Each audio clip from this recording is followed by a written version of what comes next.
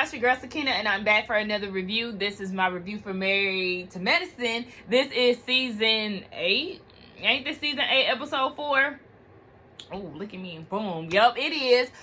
So let's get it started. Now, we open up, you know how they like to show us what everybody's doing on their day-to-day. Dr. Contessa is talking to Scott's niece, and they were there for 3 months, and Contessa was like, y'all ain't tired of it? No, the niece was like, y'all not tired of us yet? Contessa was like, no, we ain't tired of you. And that badass Layla said, maybe we are, maybe we're not. I thought that was hilarious. She is so bad, but she's really... I think if they show her more on camera these days, she would be more hilarious than she's ever been, because some of the stuff she's been saying on this season alone, and we only 4 episodes in, been cracking me up. But we see Dr. Simone, she is with Michael. You know, they getting ready to go get him some stuff for his dorm. This is the first time I've ever seen a reality show actually film in a chain or a commercial store. They're in Bed Bath & Beyond, and I've never seen them. They're usually in like boutiques and stuff, because we never see them at Target, Walmart, those type of things. And I think it's just because of, I don't know, something. Anyway, yeah, we never see them in them. So they're walking around, and Simone is saying, hold on, you got a little something in my throat. Y'all, I'm eating oatmeal, some steel cut oatmeal. Yup, I'm eating it with a fork. That's the first thing I seen, so I grabbed it. I got a little oat in my throat. That rhyme. So I feel like I need to go ahead and push it down with some more. But nonetheless, what happened? Yeah, Dr. Simone is about to host a kids versus adults basketball game, and not Miles. Oh, but speaking of Miles, child, Miles is not going back to school. I'm gonna let y'all know right now. He taking a break. He already had a rough time at Howard. He didn't went back. I think he went to Georgia State when he came back home. And now he ain't in school. He got a full-time job, baby. You're not going back to school. Hang it up, okay? I mean, he might, but like I said, Miles giving me a very lazy tea. But anyway, they're setting up this whole basketball game. They did it a few years back, so they're doing it now while Michael is grown. Hopefully, he won't be a sore sport doing all that crying and shit because he lost. They're doing it at Heavenly's house. So Michael was like, okay, so you done made up with Heavenly. What about Dr. Jackie? Because she's my favorite. And yeah, Curtis, then watched him play basketball his whole life. Baby, you need to make this arrangement, make it work. And Simone was saying, you know, I haven't talked to her, so to invite her to this basketball party, it will be a little weird because it's just, you know, random. And I understand what she's saying, but when me and my best friend had a big falling out, it was my birthday weekend. I was turning 25, and I was just like, she didn't extend the olive branch to me for her birthday, but I really want her to come to mine. So I ended up texting her, and I was like, girl, you know, can you come to my birthday? I would love for you to come. If you can't make it, I understand. But just know that we still need to have our Housewives of Atlanta sit down. That's what we always, anytime we feel like we need to talk about problems or whatever, we call it the Housewives of Atlanta sit down. But I'm gonna invite you out to lunch, and we're gonna hash it out. So she ended up coming, and that was the first time, my birthday event was the first time I had seen her. And you know, we picked up where we left off, and then like that following weekend we had our Housewives of Atlanta sit down, and child, I cried, of course, because she was pregnant during the time and all of this extra. But anyway, yeah, so she does need to make it right, because the fact that she didn't invite Jackie to Michael's graduation party, that was a lot. Make it right and invite her to this basketball party. You see Anila, she's showing her parents around their new house. She said they basically doubled in square feet, honey. They had the see-through fireplace. I said, okay, fancy. I was here for all of it, but one thing I'm gonna say, I'm in agreement with the mama when it comes down to that guest room, because that's the first thing I said. I said, this guest room is too small. And then she said it, and I said, see, we on the same page. One thing I don't like about a lot of houses is they tend to skip out on the room size. Don't have a nice ass house with small rooms. Don't let the what's it called, owner suite. They no longer call it the master suite. It's now called, because that's like slave shit, so they call it the owner suite. The owner suite is like the biggest room, and then the other ones that just be like, I mean, shit, make it do what it do. And I'd be like, I need all my rooms to be suitable for the guests and for the furniture that I want to put in that bitch, okay? So I was here for the mama when it comes down to that, but everything else that she was nitpicking about, it's like, girl, shut the hell up. I would like to see your house in Savannah because y'all grew up middle class down there, so I would like to see your house. I don't care about what the house look like in India because prices are different. Currencies are different. I would need to see what y'all hitting for here in Savannah, since you got so much to say. And you could tell it was definitely giving me Todd and Miss Joyce, and how Mama Joyce always got something to say. But the husband seems way more opinionated and less patient, whereas Todd, he kind of puts up with her bullshit more than Anila's husband. Anila's husband is just like, look, you ain't about to sit up in here and talk shit about our house. You keep putting your daughter down, and I'm not here for that. So Anila and her dad went outside and they talked. In the Indian culture, you know, you have to plan for your parents. When one of them dies, that parent that's left has to come and live with the kids. It's against their tradition to put the parent in a senior home. So the dad is like, I'm 76, baby. We got to come up with a plan.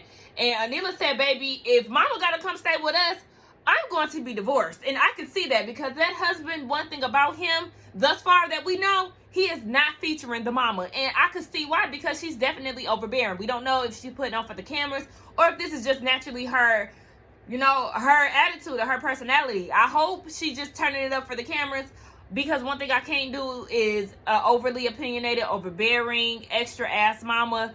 Like I said, I ain't gonna have to worry about that because my husband's parents, they gonna be good. And not Dr. Jackie Patient masturbating and breaking her own water. I've never heard of that ever. When I tell y'all, I'm so scared of pregnancy, like dead ass scared of pregnancy. Baby, she ripped her clit. Like, what kind of... I'm so scared. People be ripping booty holes, clits, uterus be dropping out and shit. Hell. We already be losing the line of our uterus when we go on our periods and stuff. Like, I'm dead ass scared of pregnancy. I'm scared of having stretch marks on my stomach. I already got them on my breast, but they ain't like strong. If I got a bra on, you can't see them for real. But, I'm stressed. Anyway, yeah, that's just my little fear. I just want to let y'all know I'm definitely scared of pushing a baby out of my little vagina. Don't nobody want to see Eugene and Toya in the bathtub together. And Toya, why you couldn't wait until that man got up? You know he is out here saving lives every day, non-stop, around the clock, 24/7, and you waking him up because the kids is gone. Girl, no, let that man sleep. Do a bath when he up. Waking him up. I was like, what, girl, why you just couldn't wait? He was really asleep. Sleep to the fact that he toast again twice. But they had a conversation about her snappiness, and that is something that I wanted to talk about last week. Like, Toya is definitely, like, on some other shit this season. Like, she when she drink, she get real aggressive. But I can't necessarily say she's on some other shit, because now that I'm saying it out loud, remember when they was on vacation one of them times and she was drinking and she was telling Eugene to shut up, and like she started crying and everything just went left. So it's like, this is not really out of the blue, because I think she did it on another occasion too. I just can't think right now. So it's not like, it's not out of her norm, but it seemed like it's a little more turned up than it was before. It seemed like it's happening more often these days. And it's obviously because she can't continue her life on because of C-19 and all of that. And a lot of us have experienced that for sure. I just feel like she's selfish in the sense of she wants all this time with Eugene and all of that, when this thing is bigger than you not being able to go down to Lenox or wherever you want to go while your kids is in school and stuff. Like, your husband is literally on the front lines. Out of all the doctors, yeah, he's in the ER, so he's really up close and personal to this shit. So I just feel like she needs to be way more considerate of her husband and what he's going through, instead of being so self-absorbed and talking about how he ain't spending time with you and all of that. Like, girl, get a grip of what's going on and figure out a new normal. Like, I understand, like I said, we all been through that shit. Like, this shit was getting to me just a few weeks ago. But that don't mean you gotta lash out. Like, you really gotta use your common sense when it comes down to it. Dr. Heavenly's son, Zachary, he's very handsome because he hit that corner. I said, oh, who was that? I thought that was her assistant because we barely see him. I think out of all three of her kids, he's the one that we've seen the least. But he's 19. He's into real estate. They're trying to get a property so they can flip. Child, he done went all outside of the budget. And she was like, I'm going to need you to reel that in, okay? They're trying to create generational wealth and, you know, teach the importance of, you know, the importance of generational wealth for the Black family. So I was here for that. Then they got into the topic of Black Lives Matter.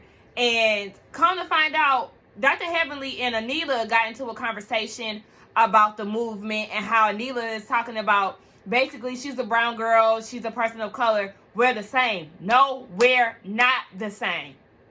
Get that straight. Are your people being gunned down in the streets just because by the police? No.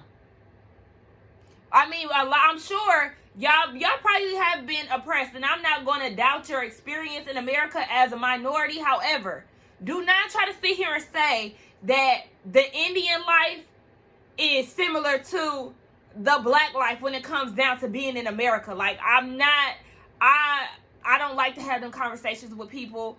And Dr. Heavenly gave a good analogy as far as her being, you know, a dentist and the whole tooth thing. Like, yeah, one tooth hurts doesn't mean that the other teeth don't matter, but you got to focus on this one. Okay? So it's just, I don't know. And then Zachary talking about, I mean, we are the same.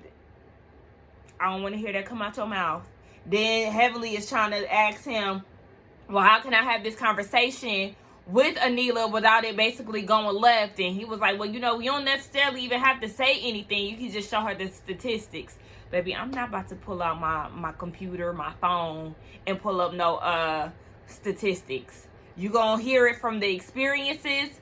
You gonna get it black and white. I don't need no statistics and numbers and all of that. But anyway, when I tell y'all I would have went home with one of them puppies, fuck being tempted, baby. Here, how much is it? Here's your money. I'm going home with a new puppy. I got puppy fever so bad.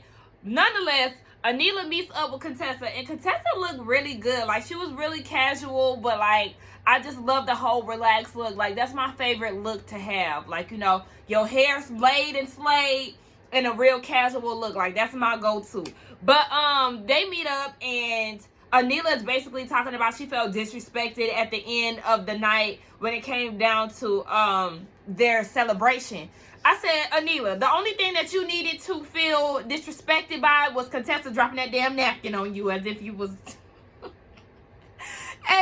just not standing or sitting there. Like, bitch, Contessa, don't do that shit again. But I feel like that's the only thing she should feel disrespected by. Then she talking about some, you threatened my mom.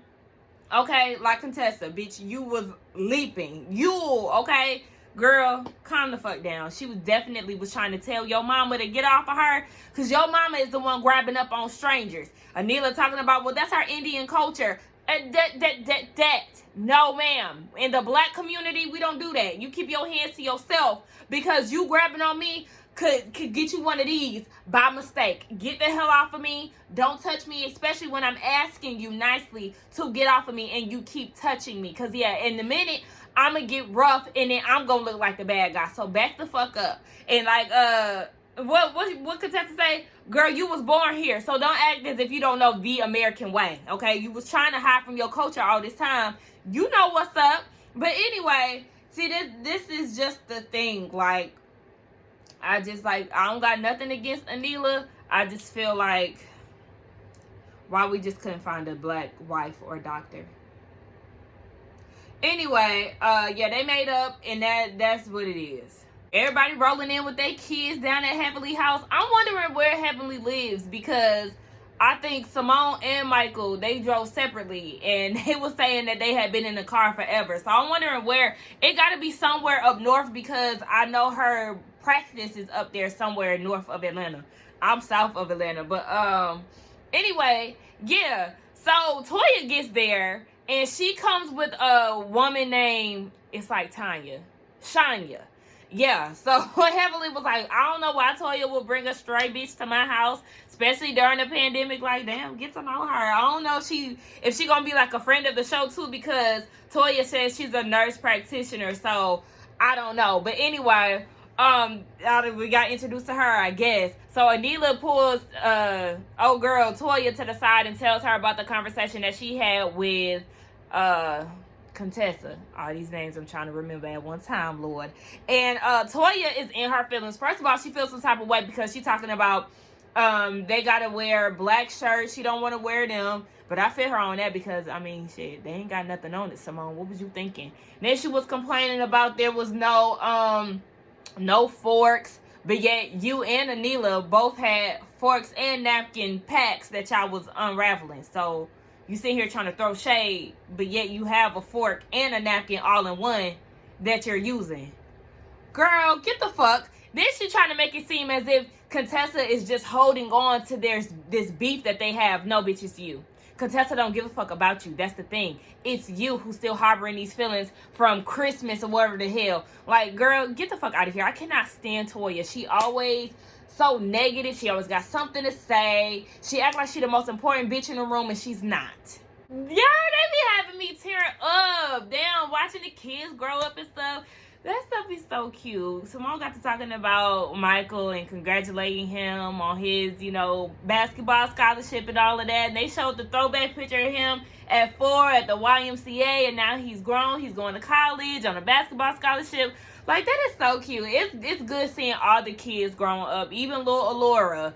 And is it me, or am I like real old school? Alora is every bit of 14, 15. Why she got no lashes? Like, anyway, yeah, so everybody is going their separate ways. The big kids leaving, the husbands, they want to go drink, and then you got the little kids. So Dr. Kiran, I think that's Anila's husband's name. They was talking about the kids, and she was asking if he can go get them something to eat. And here come Heavenly ass telling Anila that she need to do it, and that he the doctor, so you need to be, basically doing your child taking duties. I said, oh my gosh, I'm with Simone. She don't really do well with new people, and it's just like, girl, Heavenly, stop. Heavenly, you being real shady. Yes, bloggers do get money, okay? And then she gonna go and ask Toya, so why don't you blog? Don't nobody look, cause no, Toya tried to shade Heavenly, talk about some, you don't need to blog, cause wouldn't nobody watch it, baby. She got a YouTube channel and people damn sure watch that. That's a form of blogging. So, yeah, Toya, you lost points on that one. And then she said that Toya said that Heavenly need to stop hating, and she trying to do everything that Toya is doing, and Heavenly is like, what is you talking about? The whole closet thing, and then the fireplace outside. I said, the fireplace outside? Girl, that's a reach. That's a real reach. And you don't want to talk about houses when it come down to Heavenly and this information that Quad gave her about your down payment and your loan for your pool. You might want to sit this one out because you're going to be looking stupid in the end. So, yeah, Toya, you might want to zip your lips. But I'm definitely on the side of Contessa. Let me just go ahead over here with the kids because I ain't trying to be in the shit today. Then Toya talking about some, I'm going to make Heavenly sign an NDA. Girl, that's why I said she thinks she that important. But like I said, yeah, I don't understand why Heavenly need a 3-story closet. I mean, the top floor definitely helps when it comes down to her doing her YouTube videos and all of that. But Toya, you talking all this shit about your $350 outfit, talking about that's your example of why you not broke? Niggas. If that is not some nigga shit, because girl, that don't mean nothing. That's the thing, it's called priorities, baby. Because the truth is, the brokest niggas walk around in J's and want to make sure they got on a Gucci belt and all of that. Just because you got something on, what you're wearing does not equal your financial status, okay? So let's get that clear, okay? I was definitely siding with Heavenly on that shit. Like, girl, that's that new money shit. What are you even fucking talking about? Now, Heavenly did throw Quad under the bus. She made sure to bring Quad's name into it. So we know that's going to come back around later on in the season. But yeah, Toya had enough because Anila, she wanted to get upset all of a sudden after Heavenly said what she said, it's like, I don't know, her thought process was delayed or whatever. She wanted to get into it with Heavenly, and then Heavenly brought up the whole movement situation. Toya got upset about that, and it was just a whole bunch of bullshit. So bottom line, they still arguing back and forth. I thought it was hilarious when Simone was like, come on, Heavenly, let's clean up. She said, no, I'm not cleaning up shit. Let's make Toya and them do it. Them bitches ain't working. She said, come clean this shit up. That shit was so funny to me. But oh my gosh, they just gonna keep going back and forth. And that was the end of the episode. Y'all let me know what y'all thought about it. Let's get down in the comments and talk. Don't forget to like, comment, and subscribe to my channel. And I will see y'all in the next one. Bye.